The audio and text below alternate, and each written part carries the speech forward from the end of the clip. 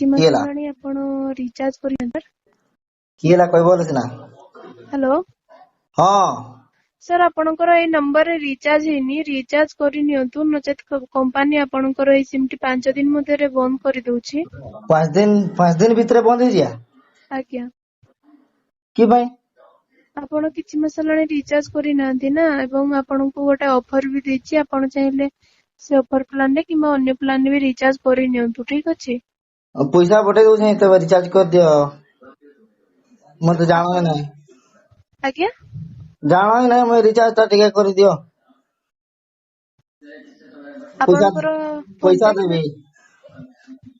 ଆପଣଙ୍କର କୋଉ ଏରିଆ କି? ମୋର ଓଡିଶା। କୋଉ ଏରିଆ ଆଜ୍ଞା, କୋଉ ଗାଁ? ଏଇ ତ ଝାଡା ବସି।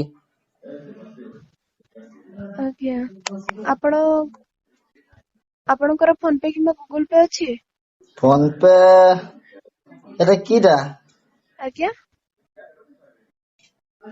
ଏଇ ଏଟିଏମ କୁହନ ଯେ ସେଇଟା ଅଛି। ଏଟିଏମ ରେ ତ ହବନି ଆଜ୍ଞା। ଆପଣଙ୍କର ଫୋନ ପେ କିମ୍ବା ଗୁଗୁଲ ପେ ଯଦି ଥାନ୍ତା ତାହେଲେ ଆପଣଙ୍କର ହେଇଯାଇଥାନ୍ତା। ରିଚାର୍ଜ କରିନିଅନ୍ତୁ। ଗୁଗୁଲ ତ ଅଛି, ସେ ଭିଡିଓ ଦେଖୁଛ ନା। ଆଜ୍ଞା, ଗୁଗୁଲ ଅଛି। ଗୁଗୁଲ ପେ ଆଜ୍ଞା, ଅନଲାଇନ ପେମେଣ୍ଟ ଆପଣଙ୍କର ଅଛି କି? Online payment Google pay, phone pay କିମ୍ବା କୌଣସି ଫ୍ରି ଫାୟାର ଆମାଜନ ପେ। ଖେଳୁଛୁ, ରିଡିମ କୋଡ ଅଛି। ଆଜ୍ଞା, ରିଡିମ କୋଡ ଅଛି 140 ଟଙ୍କା।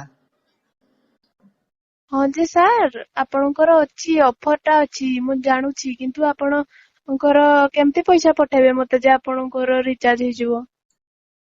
ପଇସା ବୋଲେ ମୋର ପାଖରେ ଏଇନା 48 ଟଙ୍କା ଅଛି। ଆଉ ମାଗବି ମୋର ମା କେଇନା।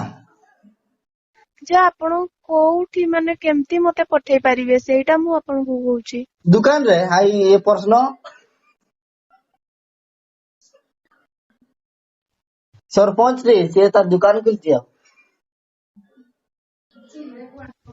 ହ୍ୟାଲୋ, ଆଜ୍ଞା, ତ ଦେ ରିଚାର୍ଜ କରିଦେ। ମୁଁ ଆପଣଙ୍କୁ ଗୋଟେ ନମ୍ବର ଦଉଛି, ଆପଣ ସେଠାରେ କଣ୍ଟାକ୍ଟ କରନ୍ତୁ, ସେ ଆପଣଙ୍କର ରିଚାର୍ଜ କରିଦେବେ।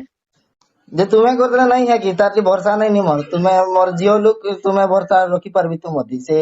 ସିଏ ଆଜ୍ଞା ଆପଣ ଆମର ଉପର ଅଫିସ ବାଲା, ତାଙ୍କ ନମ୍ବର ଟା ମୁଁ ଯୋଉ ଦଉଛି।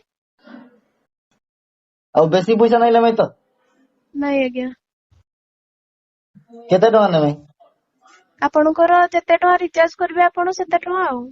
ତୁମେ ସେତେବେଳୁ ଆଜ୍ଞା ଆଜ୍ଞା କହୁଛ, ମକେ ମାଷ୍ଟର ମତେ ଲାଗିଲାନି।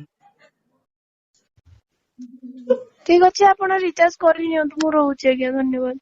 ହଁ ତବେ ଠିକ ଅଛି।